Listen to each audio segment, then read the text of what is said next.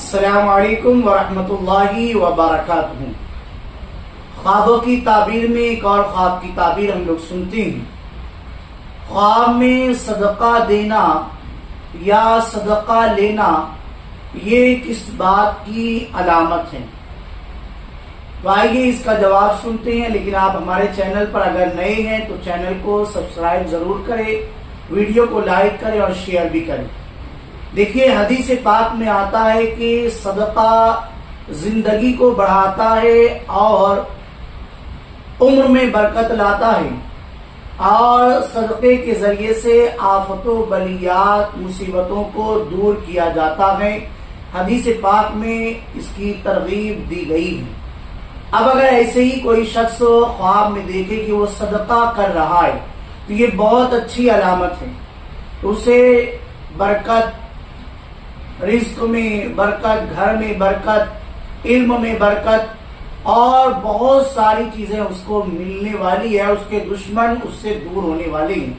यानी सदका ख्वाब में करते देखा तो इसकी अलामत एक ये भी होगी कि जो आफतों, बलियात और मुसीबतें उसके पास आने वाली है वो सदक़े के जरिए से दूर की जा सकती है।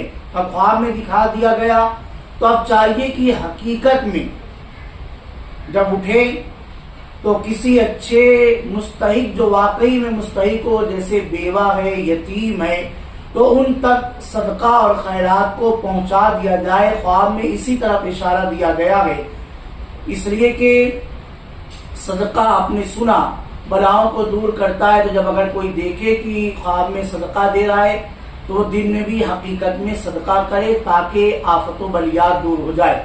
लेकिन अब अगर इसका उल्टा हो जाए कि वो सदका दे नहीं रहा है बल्कि सदका ले रहा है, तो इसका मतलब ये है कि वो कर्जदार होगा, यानी उस पर किसी का कुछ न कुछ हक बाकी है।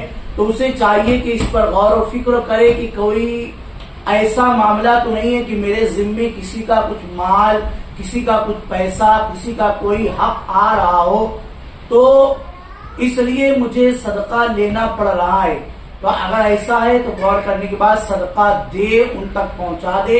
ये सदक़े की और भी बहुत अच्छी ताबीरात हैं, डिस्क्रिप्शन में उर्दू में लिखी है, वहां पर आप जाकर देख सकते हैं।